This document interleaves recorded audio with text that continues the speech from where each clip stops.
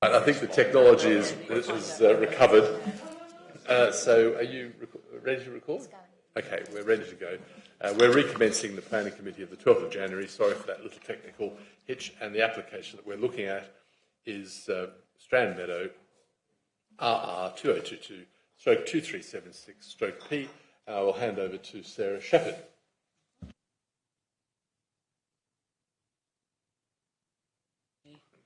Good morning again, councillors.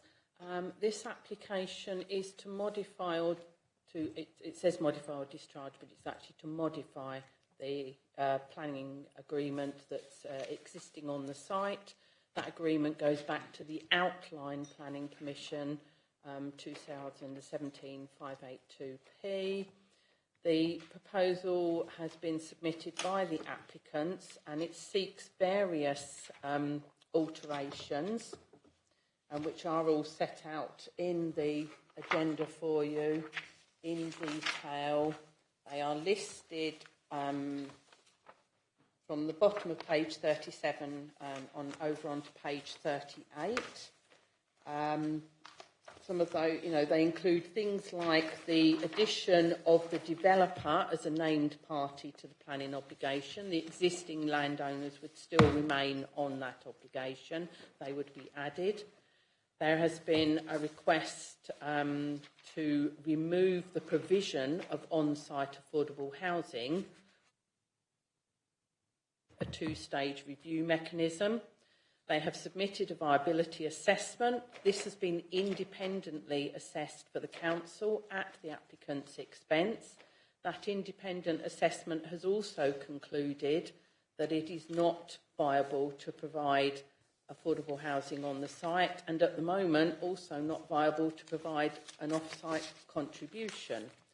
But the two-stage mechanism would allow a review of actual costs on commencement, as well as a second stage, which then looks at monies coming in from sales. And if at that point the figures were changed and there was any surplus monies left over, then we could recoup some contribution from that. And then that would be used for provision of off-site affordable housing elsewhere. The council holds a pocket of monies that the council's company looks at providing affordable elsewhere across the district. There was then a provision in the original agreement for some land to be passed to the parish council. It's noted as parish land in that agreement and on the plan. That was going to be used potentially for allotments. The parish council have now said that they no longer need that land and they don't wish that to happen. So that land would stay as public open space. Sorry, if I scroll down to the revised plan here, that's the site plan, and obviously members have visited the site before along Strand Meadow and in here. This land at the end was the bit that was going to go to the parish. So they've now proposed a revised plan which would take out the parish reference to parish land at the end here, but that land would still stay as public open space and that would be maintained by the management company for the site. There is a public footpath to go through the site, and members will recall that there was lots of discussion about the potential to link and go through the recreation ground there. That link is still in there. That was a requirement in terms of helping with alternative sort of connections into the village. That link issue is still under discussion with the owners of the recreation ground, which is a local group of trustees. So that's still there, but they've done a sort of circular footpath route round there as well, so it allows people to walk round even if they can't go through there. That's a revision. They've requested some of the landscape details to be, rather than prior to commencement, prior to above ground works. Those details that accords with the requirements of the various conditions that are attached to the outline and reserve matters applications. And then the last modification is to put the updated ecological report into the agreement as being something that they need to comply with. The all of the issues are considered to be acceptable. The comments of the housing officer will be noted at page 39 there. Obviously, it's not desirable to lose affordable housing from a site, but we don't have an option here in terms of the viability issues that have been raised and that have been independently agreed. We've also been through these issues with the legal section as well, and the variations are considered to all be acceptable, and hence the recommendation is that we do vary the section 106. And I will leave that to you now if you have any questions. So what I'm going to do is, I know that Councillor Kirby-Green is here, but before she has an opportunity to speak, anyone who has questions directly for Sarah on the officer's report, so we can get them out in the open, and then we can have a discussion starting with the Councillor Kirby-Green's input. Any questions for, yes, Councillor Byrne. Thank you, Chair. I should declare I'm the Cabinet Member for Housing. I don't think that's a prejudicial interest.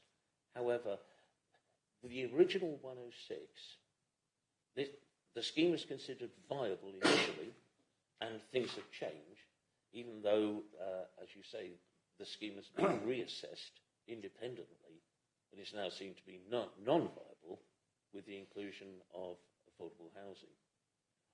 What changed? Essentially, if it was okay before, what changed?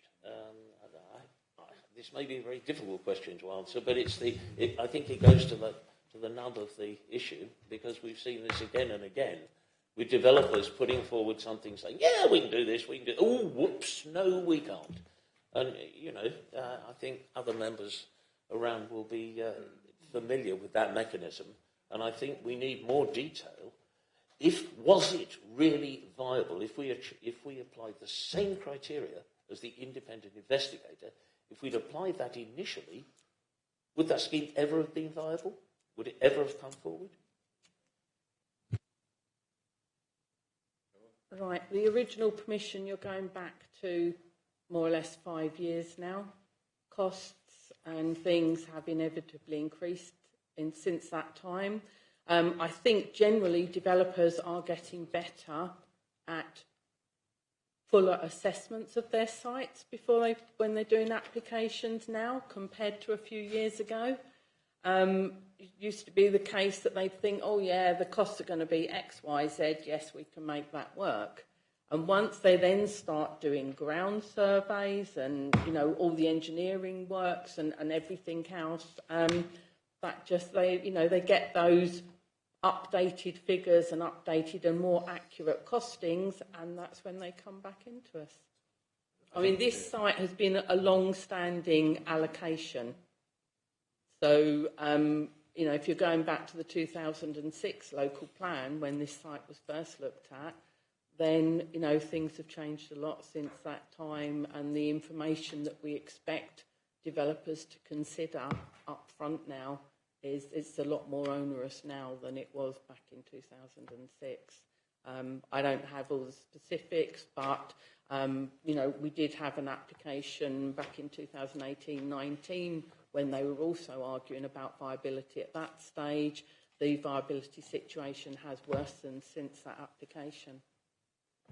Before we have a couple of people who want to continue asking questions about that, but I don't believe, correct me if I'm wrong, Sarah, that there's no requirement to do a viability assessment at the planning permission stage. It's a requirement to put forward a policy compliant application, and that's the problem. But it's not a problem that we can resolve. So that is the issue.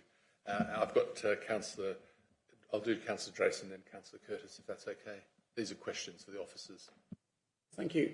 In their viability report, where they say it's non-viable, they also say 20% affordable is non-viable, and they also say 0% affordable is non-viable.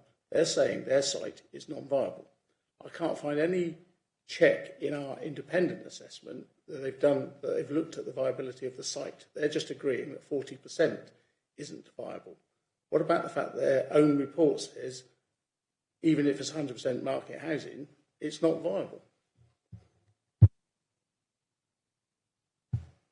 The developers have already spent considerable amounts of money on this, and their idea is that while they wouldn't get profit from the development, they would be able to recoup the costs of what they've already spent, and that's their comment to us on that. You know, the viability is generally based on, we're looking at the viability to provide affordable housing. If a developer decides that they still want to develop and not have any profit from that development, that's their decision. But what we are looking at is the policy issue about providing affordable housing on the site, and it comes up that it's not viable to provide the affordable housing. If it's a developer's choice as to whether they go ahead with development in terms of losing any monies, any other monies, that's up to them. Councillor Curtis. Chair, we looked at this, I think, 3, 4, 5 years ago. It's been contentious from day one. I think we did term it. I can't even think of the name of it now. It should have been called Mountain rather than Meadow, but it's. I think you could call it bullying by stealth, because they were determined. We said all this right in the beginning, and lo and behold, we had 106 agreement saying, oh yes, we're going to do this, we're going to do that, la la la la la la. And as it turns out, yes, they've done a viability study. So we can't argue on that, but it just seems we're just being made to look fools sometimes, because it goes against everything. Yes, there are rules and etc. But 106, it doesn't matter. We can change that. Yeah, affordable housing. I just find it difficult to swallow sometimes. But thank you. That was more of a discussion than a question for the officer, but we do appreciate your sentiments. So, Councillor John Barnes. Yes. Well, before you go on, I'll probably give you the answer to that. Welcome to the world of policy-based planning, and all these things are beyond our control. They are part of national policy, and that's where we have the ability to change some things, but not others. And we see this time and time again, which is why we asked for affordable housing changes to come to the committee so we could scrutinise them. It's why we had that very detailed session on viability planning to try and help us come to grips with some of the issues. That's all that can be said. Councillor John Barnes and then Councillor Harrington. Yes, I have a question, but I just comment on Councillor Curtis.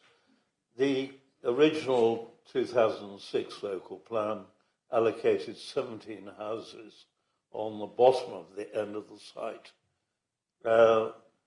It's the extension in 2017 to the upper slopes of the Gill Valley, which I think raised acute questions of viability.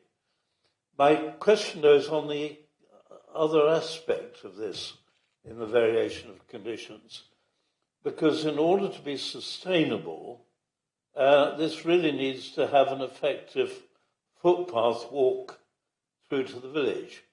As far as I can see, what the developer is now proposing is a footpath to nowhere. He will build the footpath, but he's not going to deliver a through link to the village. Is that correct? At present, yes, that through link to the village rests in the ownership of others. It's the parish council who don't want to take on the land and so forth, so that's sort of their choice in a way. There are two landowners, one at the Ham Lane. He's building to the one which is less likely to be viable, which is actually in the hands of a trust that looks after the playing fields. If we're going to require a footpath at all that goes nowhere, it might be better to do it to Ham Lane.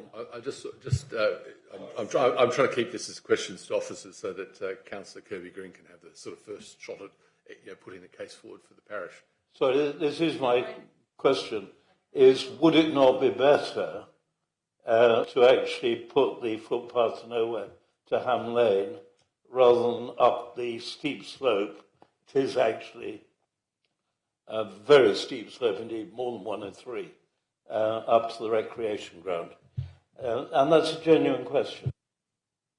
Yeah, that question was considered and discussed at the outline stage with the rights of way officer at county, and they did not want the footpath to be going along the Ham Lane track with the vehicular traffic and things. They preferred it to go through the recreation ground. Councillor Errington. Yeah, this is a question to Sarah Miles. In your experience, this early and late stage review mechanism seems a bit like a runners-up prize, but have you got experience of this actually working? I mean, you can't say because it's going to be different, it's going to be potentially in a year or 2 years' time that actually come. I'm just thinking, is it realistically to expect that we could actually get something out of this?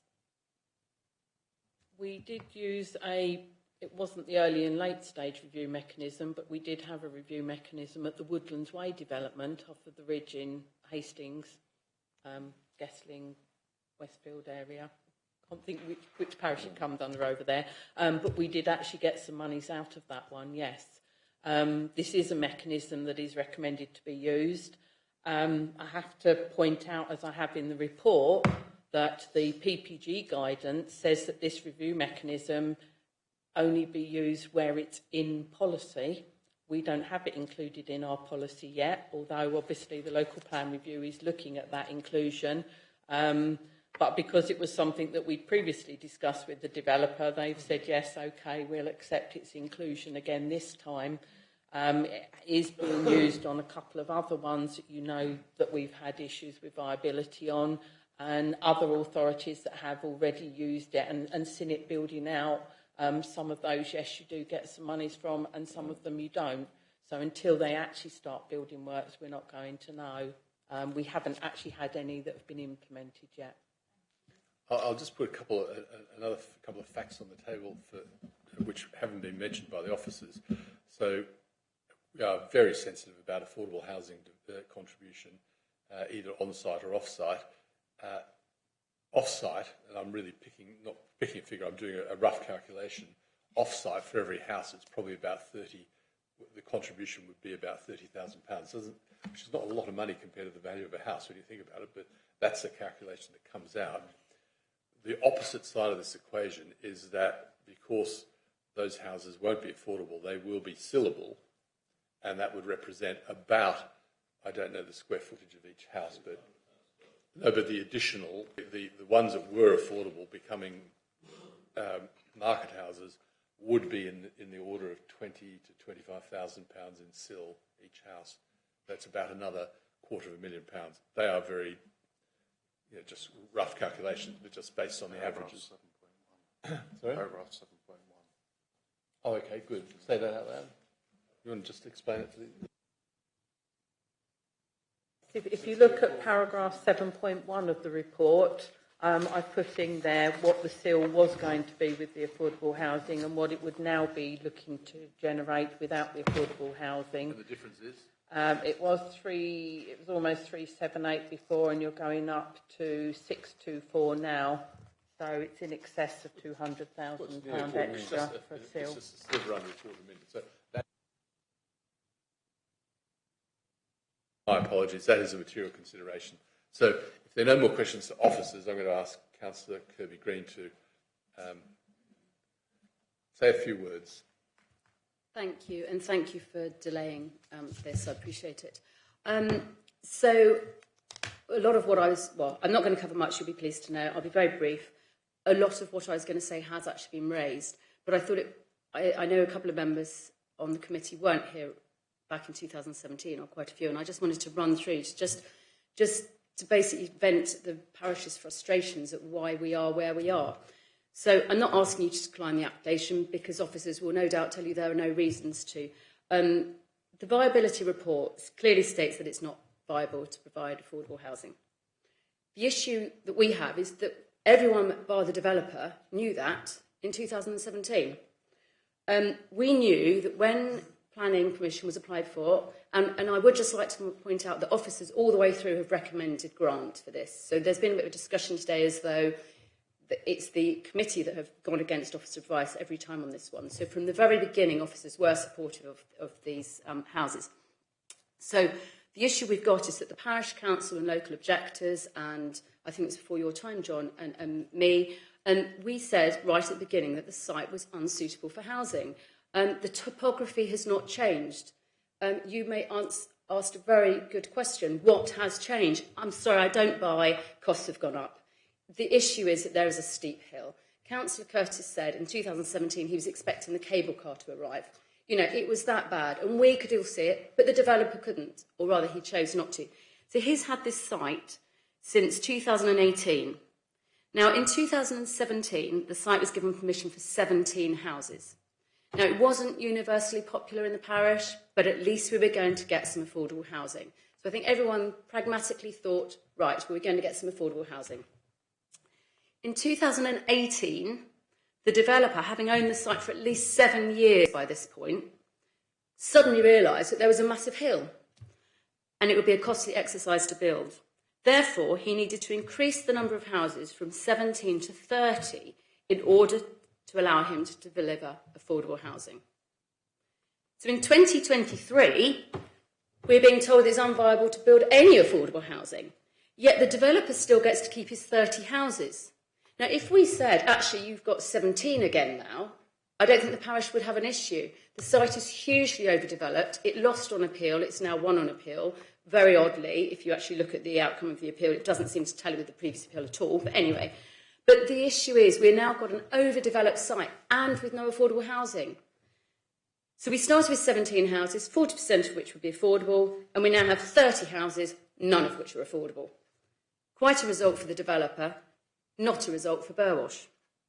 The second matter is the footpath that Councillor Barnes alluded to. The application states, amend route of footpath link. I think what it should actually say is remove footpath link. When challenged on the viability, when challenged on the sustainability of the site, given there is a steep hill into the village, we sat here in previous planning meetings when the agent for the developer has stated categorically that there would be a footpath link to the village. The parishioners and I knew that that was incorrect. I had in my possession a letter which stated quite clearly that they couldn't build that footpath link. However, the developer said, no, absolutely not, that's wrong, we are going to build a footpath link. So today, we're in a situation where the developer has finally admitted that he can't build the footpath link into the village.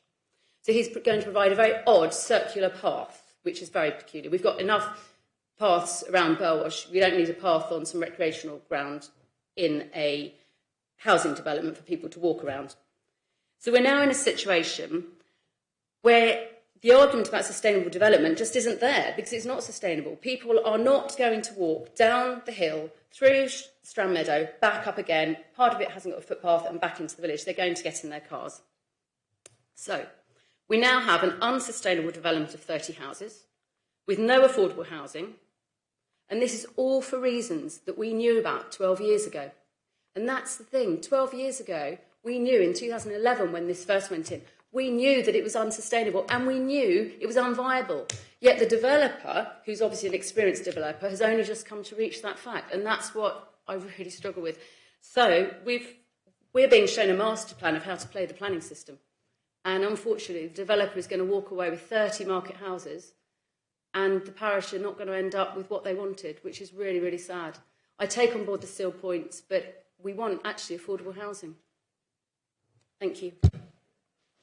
Thank you, and congratulations for doing that in 7 seconds under 5 minutes.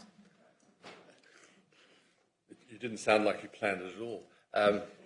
Unfortunately, the one additional element that you forgot is that they also have £150,000 in costs for the appeal against us, which is most unfortunate. And it was an appeal decision that I questioned. So, but that's all you can do is to question it. We're going to move into the discussion on this matter. So, who would like to say something? Councillor John Barnes. Yes, genuinely, Chairman, I should like to take this in two halves, because I really am considerably exercised by the footpath situation, because you will increase enormously the amount of traffic going through the remainder of Stroud Meadow, because it's quite a long walk from this site into the village. If you use the routes that you're going to be permitted to use, you have to walk down the hill for about 300, nearly 400 yards. You turn right, you walk about uphill about another 400 yards. You then turn right again, and you walk the best part of half a mile before you're actually in the village. Then you turn right again, and it's about another 200 yards before you would reach a cafe, a shop. You would reach the school and the church almost immediately. So the footpath raises rather different issues from the viability one. I have to accept, although I know that my predecessors warned about viability in 2017 when you increased the number of houses to 30. I think you did not improve the viability at all, because those houses will need steps up to them.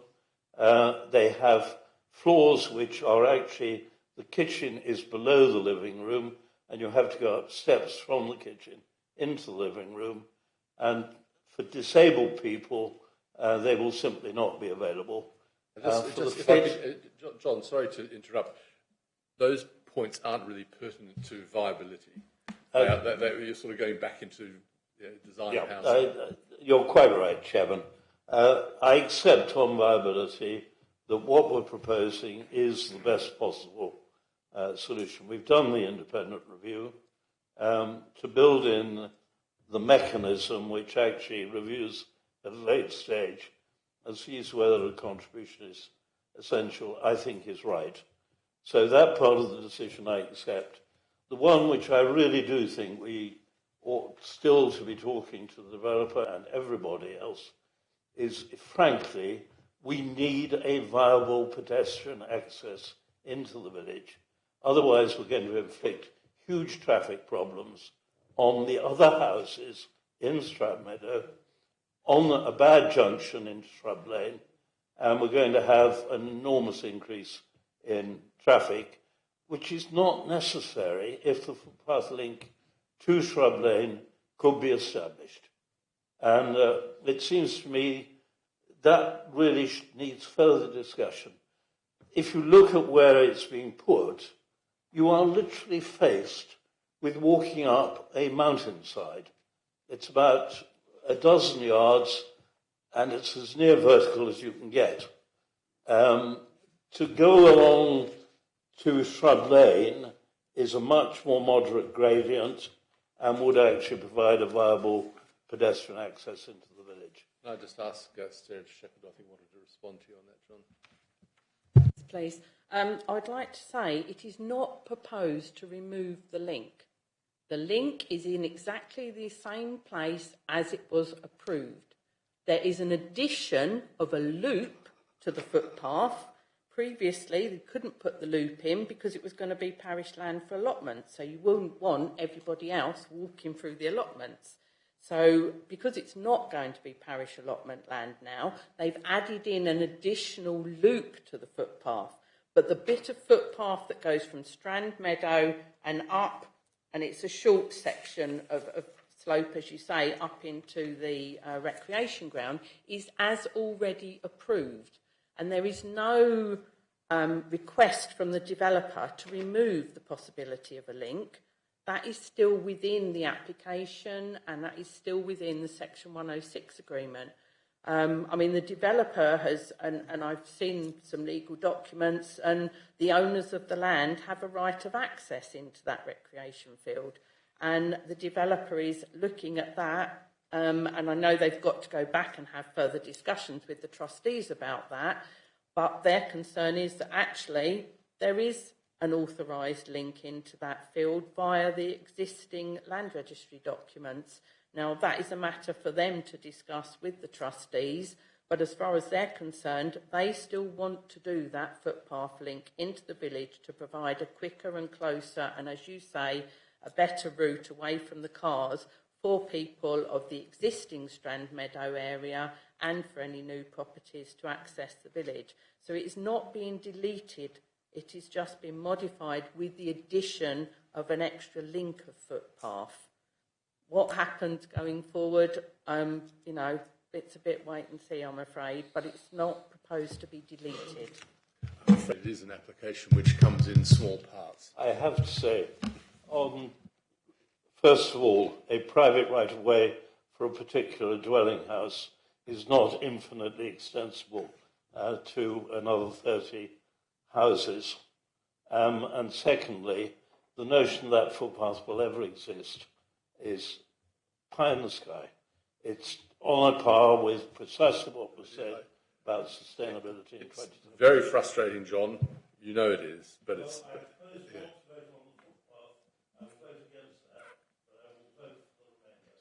Well, we have to vote on what's in front of us, and that's the proposal. But let's continue with some discussions, because possibly others might want to say something. Do we have anyone else that wanted to talk? Yes, Councillor Byrne. Thank you, Chair. What happens if we say no? What are the penalties to the council, and what are the implications? Well, defer to the officer, but this section 106 might be within 5 years, which would not be appealable, but I don't think it's very far away from its 5 years. Can you clarify that? No, it's only got another, I think it's 2 months, and then the 5-year time period will be up. So if you did refuse, I would assume it would be highly likely that they would then submit another application once the 106 is 5 years old, and if you refuse that, they'd then go to appeal. And bearing in mind that we don't have a policy requirement for a review mechanism, you may end up with nothing at all.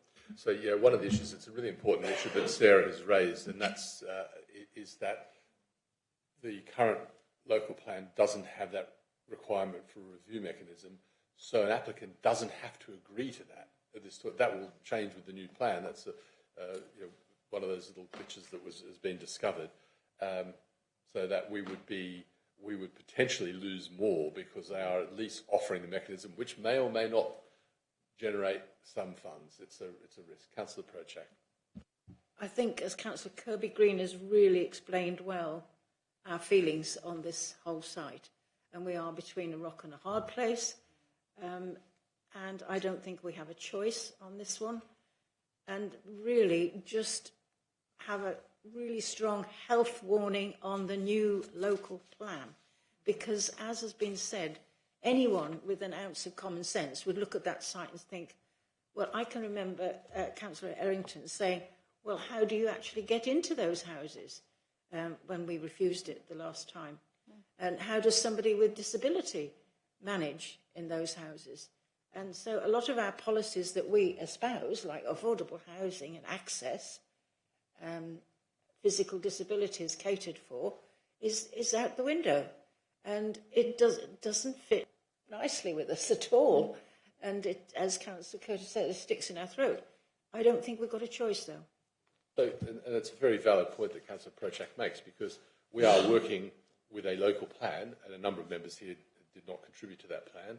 A number may have done, but that is the document against which we make decisions. And if it has some shortfalls, not because they're intended to be, because it's a complicated document, it is really important when you get to the point of reading that draft plan, this committee, the members of this committee, because you're the ones who see these things and hear them every month, really look for those things that you have found problematic in making decisions, and at that draft point, put in the comments to say, this is missing or that's missing, or how are you dealing with that? I cannot emphasise enough, because in the next period of time when that plan comes forward, it will help avoid some of these problems that we are articulating on more than one occasion. And we had the same issue with the application in Ticehurst, was that right? The affordable housing issue there.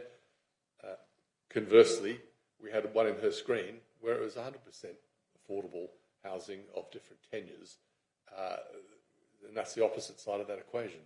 So unfortunately, it's as I think we saw with when we had that training on viability, there was an explanation of what was the average level of affordable housing that councils achieved. It was not the same as the policy level because of these things that come along. So that's all I'm going to say on this. It's between a rock and a hard place.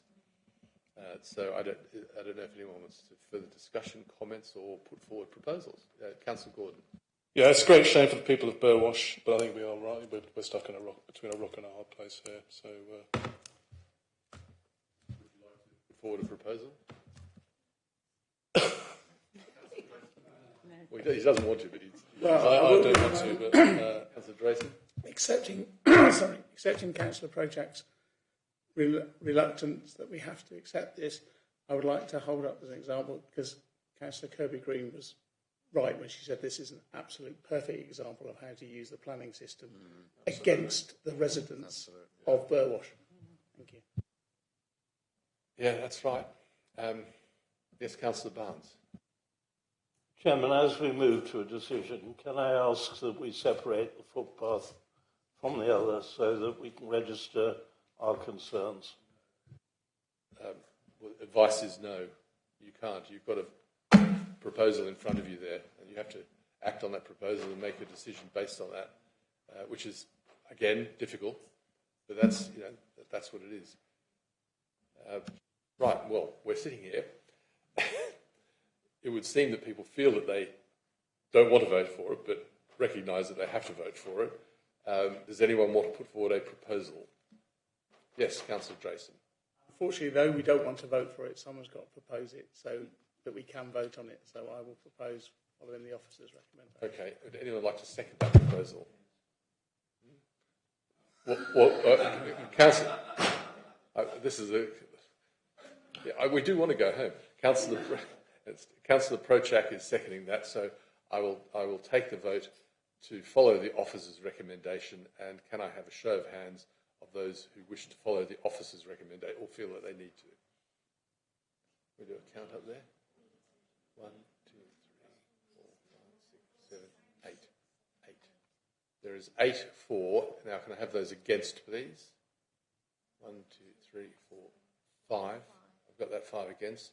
And those. Hold on, I think there's hang on. 1, 2, 3. Can you put your hands up really clearly, please? 1, 2, 3. 1, 2, 3, 4, 5, 6. And those abstaining? Anyone abstaining? So the count is? So it's 8 for and 6 against. And it's an understandable sort of outcome, so thank you very much. That takes us on to the last item of the day, and that is the appeals section. And the question is, does anyone have questions on the appeals document? And I know that Miles Joyce will be covering off the recent decision, not shown here, I don't think, which is Fryatt's Way.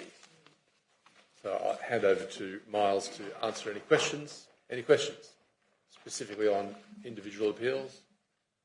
In which case I'll hand over to Miles to talk about Fryatt's Way. Thank you very much, Chair. As you may be aware, a public inquiry was held on Fryatt's Way. It was appeal against non-determination. There was outstanding issues were national highways in terms of capacity, highways in terms of a contribution, and also county in terms of impact on the landscapes. It is something of a gap between development there. It was next to, but not part of, the development boundary of Bexhill, the site. We were working towards a solution, and it was called in for non-determination by Gladman. A public inquiry was held. We asked for written reps, but they decided, the inspector, on a public inquiry because of one of the reasons was local interest. Now, there was significant local interest. That's true. And the inquiry was originally going to be in person. The inspector caught COVID, and then it became delayed by a couple of days, and it became a virtual inquiry. Now, just before the inquiry started, National Highways withdrew their objection. They'd been working with, Gladman behind the scenes, and they signed what's known as a statement of common ground about what is agreed and what is disagreed. Likewise, we did with Gladman as well. Now, in terms of Rule 6, the third parties, there was no Rule 6 party, and I'll come back to that later. Now, the inquiry opens. So essentially, these were county matters rather than planning, rather district council matters. But the three objections were on the fact that it was outside of the development boundary and contrary to the spatial development strategy. That secondly, it wasn't in a sustainable location. And thirdly, that it did have a damaging impact on the character and appearance of the area. The inquiry, the inspector's decision came in at the start of this week. The inspector upheld all three reasons. He assessed harm for all of those three main issues. He identified them as the main issues as moderate harm. Nevertheless, with a lack of a 5-year housing land supply, the tilted balance applied.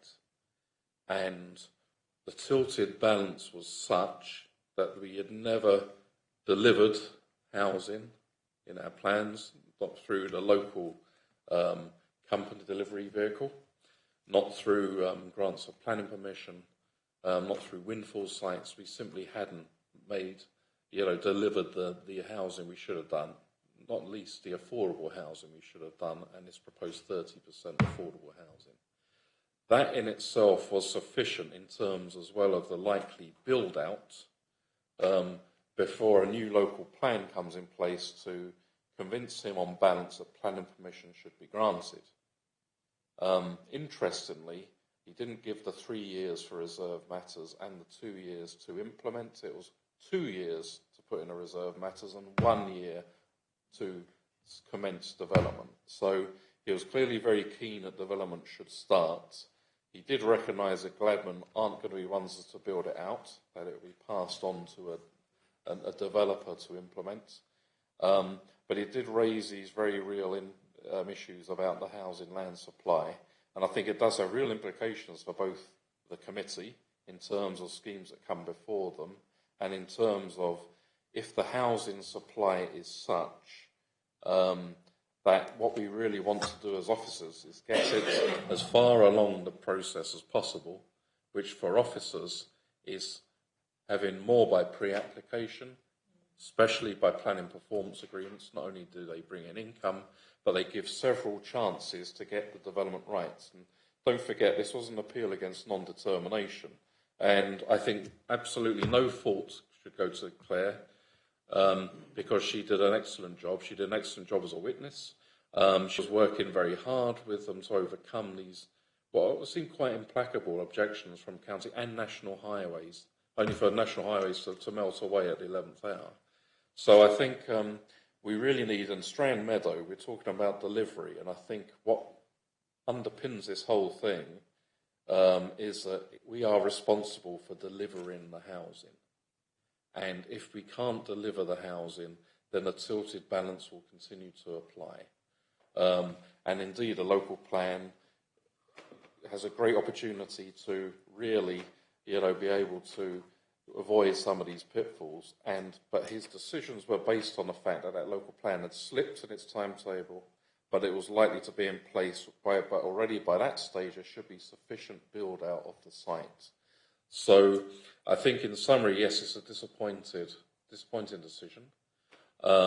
I think, however, that there's some real warnings here. It may not be what you want to hear, but there are. It's clear and present just how much of a tilt it was, and I think the degree of tilt, if you read that inspector's decision letter, you'll realise that there's significant, he is going it a bit. So clearly this idea of delivery is even more important than we think. And I think, so we have real implications in terms of decision making we make as officers and how the process we employ and you as members when it comes before you, especially these major schemes. Another point I'd say as a side issue is that the ward members were very good in terms of, getting supporting the community and encouraging the objections. But I would say this was a reason it was an inquiry. Now, a public inquiry is tremendously resource intensive. Both sides had barristers, because they have to, in essence. Legal representation, senior officer representation. Peter Daycase, who was a consultant, was speaking on landscape because county couldn't provide at short notice somebody, despite having a service level agreement with them, which is perhaps another conversation. But there's also this conversation with members that I think I would say to them and commend to them that if people are going to object, they have a great vehicle here as a Rule 6 party to really be involved in an inquiry process. If we're going to have those resources expended, if we're going to give the suggestion that an inquiry needs to be the form of how this application, this appeal will be determined, then they need to really step up. Now, there was some individual third parties there, but there wasn't really that kind of opposition and structured opposition, I think, that the inspector expected. Now, that could have been a written reps. They could have made just as commanding arguments on paper in terms of housing land supply. And it would have been for a fraction of the cost. And also it's the cost of administering that, which has an impact on validation, on decision notices going out, the whole thing, because we're a small local authority with a relatively small planning service. So that's the interesting, I say, side issue. But I think that what we need to think loud and clear is that housing land supply is extraordinarily important, and the recent proposed changes in terms of having to deliver that, and whether that's being watered down or not, that's far from certain. So it's going to remain, I think, an issue for the foreseeable future. So, anyone got any questions on this? Sarah, Merited? First point, probably on the Rule 6, this the piece of land actually borders 3 different wards. So the land, Friarts Way land, is in St Mark's, but the residents are actually in St Stephen's and some in Kewhurst. So I think we need to take this back to our St Stephen's colleagues because, somehow, and I will take some responsibility, and I'm sure Kathy will as well. We missed a trick having a residents' association that didn't rock up as the Rule 6 party. They should have done. So somehow the communication that says you need a Rule 6 party, either the residents should already have known that, or somehow that information should have been fed from Rother via the councillors to say, you want to have a word. You've got this residents' association. They're set up. They're well organised. It didn't help that I'm just going to rant, but please let me rant. It didn't help that it went online. It was short notice. I wasn't told. As I say, I'm one of the 6 councillors, and I'm going to stop shouting, but I found out this morning in the middle of this meeting, and, I'm absolutely gutted. I am seriously, seriously concerned that there will be a fatality on Ellerslie Lane. It's a lane. By virtue of definition, it has no footpath, and we're going to put 200 houses. We cannot tell people which way to walk. Kids will walk to school that way, and I don't want to be here to have to report that there's been an accident, okay? Got my bit out of the way. I was disappointed. I didn't find out until the last minute that it was going to be online. It's a communication problem. We were involved at the start. My sincere thanks to Claire. The meetings we had with her were brilliant. But at the last minute, the communication went out the window, and I would have taken time off work and reorganised things had I had enough time. Going a virtual one because he's got COVID, it's not good enough. I don't think it's the purpose. That's what I can think of to rant about at the moment. Getting back, moving on to more practical things. The 2 years reserve matters, okay? When is that from? From the date of the inspector's report?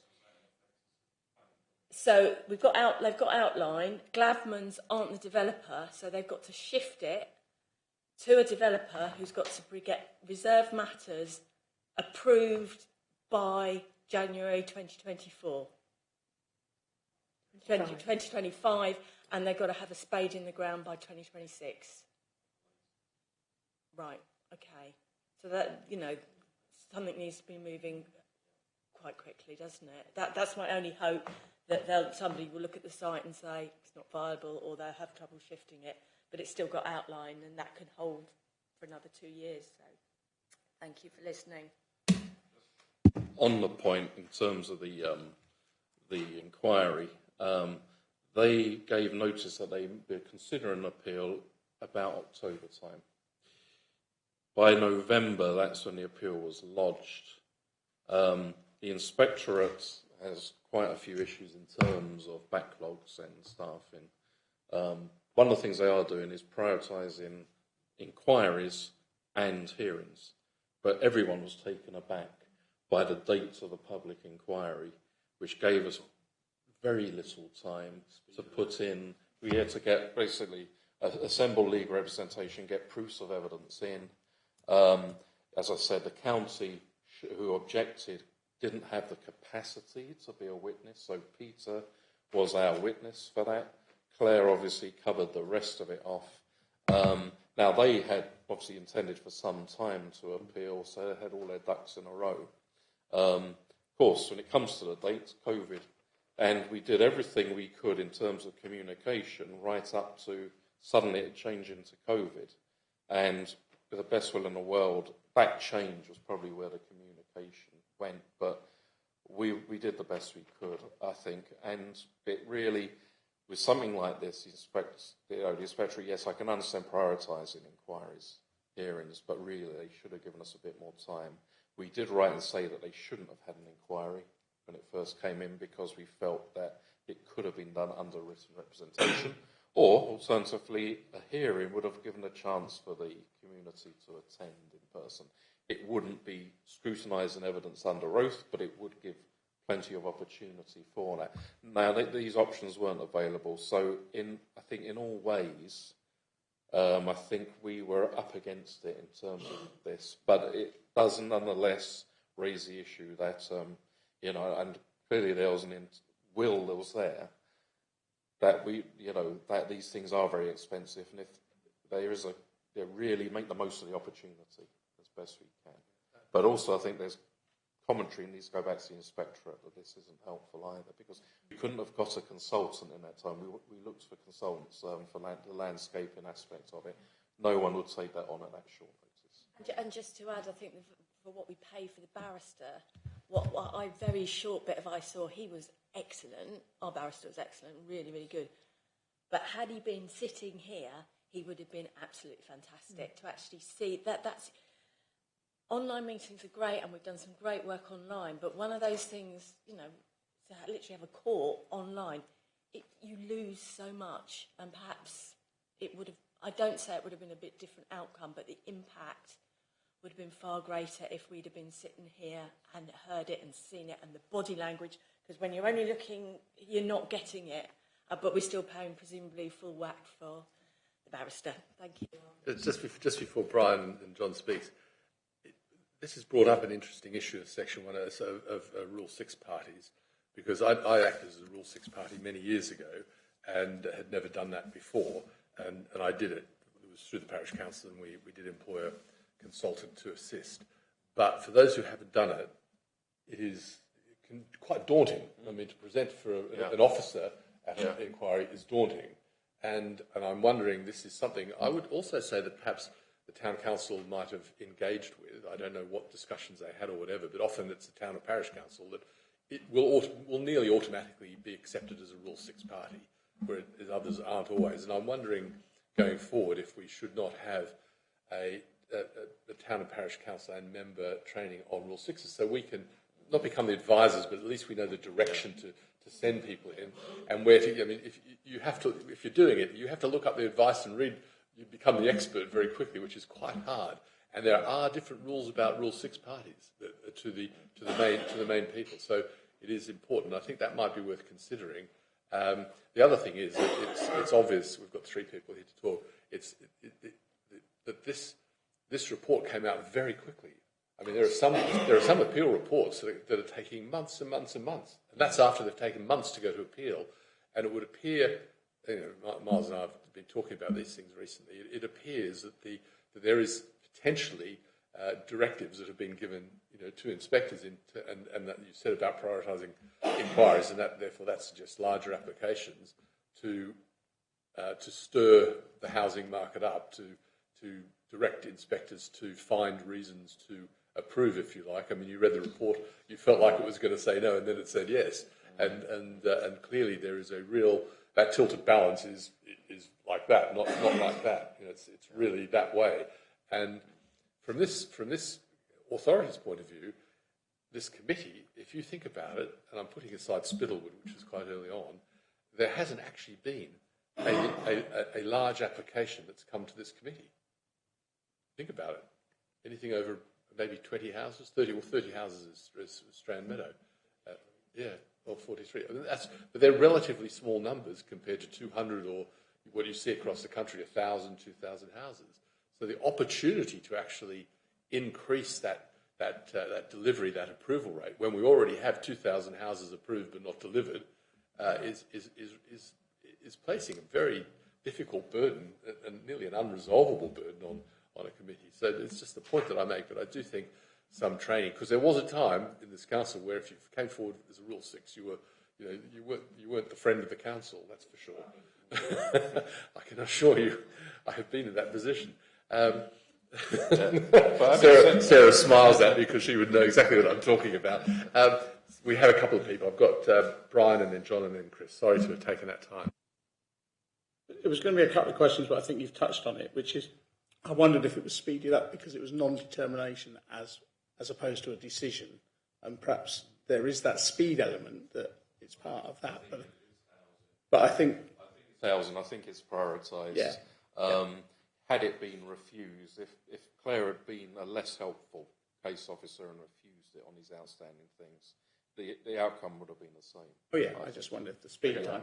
But it's important to say that non-determination is correct. There's a time period, but it was not this authority that were dragging their heels. And I say dragging their heels.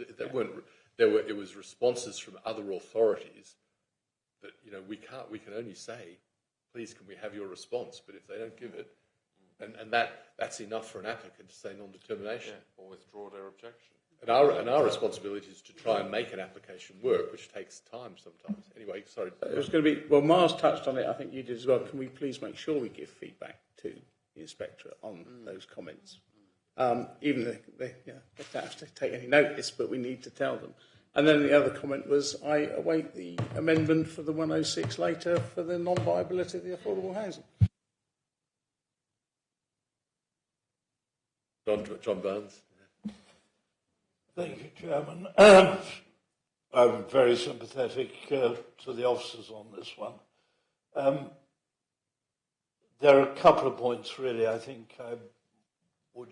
One is a question, really, about this process, because it does seem to me that inspectors are starting to rush to decisions. And given the importance of hearing both sides of the case, I wonder if on occasion we shouldn't consider injunction to say, look, this really needs to wait until we've got the major objector, which are highways, rather than us. That's a question. My comment, and land supply is always going to be a real problem, given our build-out problem, given that 90% of the land in this area is protected. There is a public consultation going on at the moment. Are we as a council going to put strong evidence in about land supply and the artificiality of this, given our build-out problem, which is, I hadn't realised it had mounted as high as 2,000 houses. That really is an extraordinary figure because it's a widening gap. And I think the last point I want to make is when we come to the local planning inquiry, I do think we need some realism about a local authority that has 90% of its land protected. The land supply position is clearly going to be extremely difficult in those circumstances. And if land supply survives this consultation, which I hope it won't, then perhaps we need to be very strong at the inquiry on the importance of the AONB and our wetlands. Well, yeah, I think the first point is that we can ask for things to be delayed, and we would have certainly preferred a postponed inquiry to allow an in-person inquiry, but the inspectorate, if they make their mind up, they will make their mind up. The other thing too, which is slightly frustrating about appeal against non-determination, is that once that's done, we of course can't make a decision. There's not a chance for them to withdraw the appeal and put it back to us. If they withdraw the appeal, yes, they would have to then resubmit. So it's gone up to them as decision makers, and they make the decision. So ultimately, you're in their hands with regard to that. So we can ask, but we won't necessarily receive on that point. And I think on the other point is a lot of these extent planning permissions for housing are around the Bexhill area, northeast Bexhill in particular. That may have partly swayed the decision as well, that it was in fact an extension of Bexhill, albeit on the other side as a site. So there's also the whole concept around what sustainability is, and I think you've raised that yourself in the past, and that's certainly something which is live, because there's a kind of sustainability hierarchy from pedestrianisation down to private motor vehicles. But what does it really mean? And one of the things the inspector was saying was that, yes, they may have to drive to the nearby railway stations, but then they're taking sustainable transport further away, which for me was going it a bit in terms of even though he came down and said it wasn't in a sustainable location, it was clearly these boundaries they're trying to push, I think, and they're up for grabs, I think. And I think in terms of housing supply, yes, we do have one large town, Bexhill. And it may be, is there something we need to look at there too, in terms of densities as well, in terms of car parking standards, are they not out of date? And these are all questions which I think we're going to have to ask and tackle, because, ultimately you talk about that being a lane, but national highways, strategic highways, didn't object in the end. So these are the things these are the challenges, and this is all going to feed into the new local plan. And I think there's the whole thing around green infrastructure as well.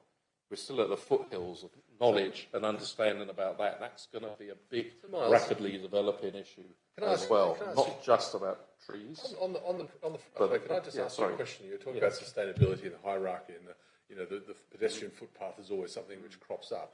And there was not a footpath down from this site. Is that correct? There's no footpath down from this site, and there's no requirement to build one. There's paths going southwards, aren't there? But not a path northwards up at Ellerslie Lane. So there's not a path up Ellerslie Lane to the school. No. But you've got paths southwards that come towards the town. Yeah, and around the site, there's not.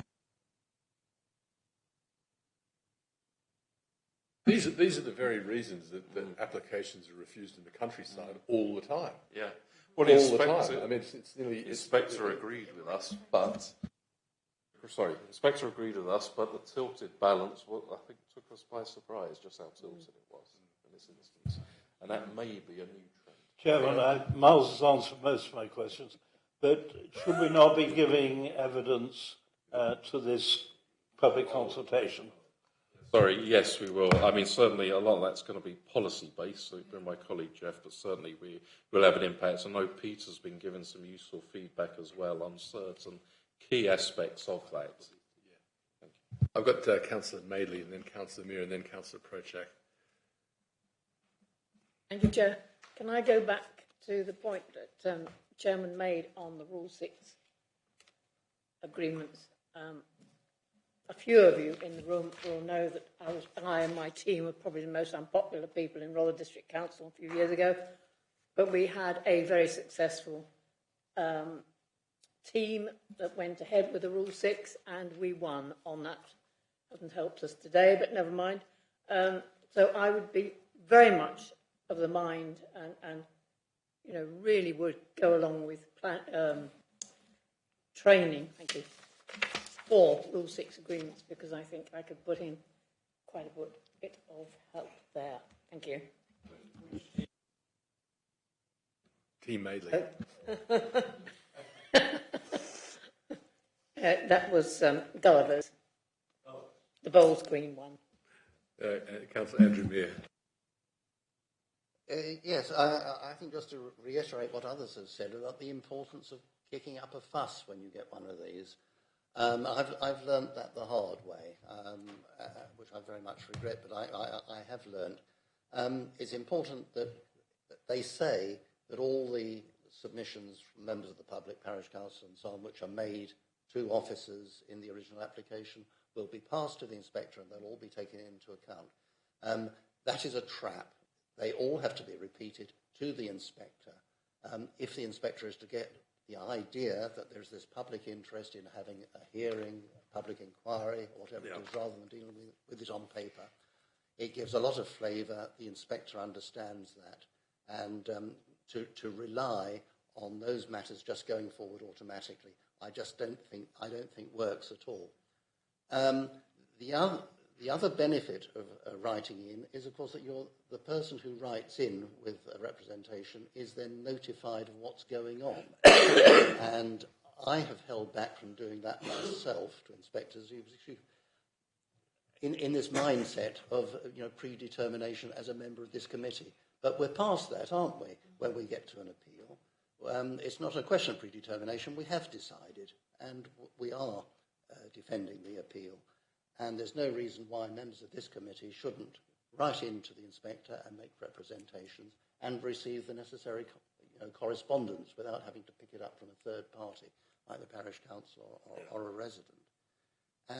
And finally, I think I have learnt a lot today that we do need to share our experience. We've been sitting in little pockets with Friart's Way there or Market Garden site there, different parts, and Jaws of Burwash, Strand Meadow, and we've been in little pockets. We've not been talking to each other, and I think we really do need to share that experience, and we'll be a great deal more effective if we do that. Councillor Pritchard, yeah.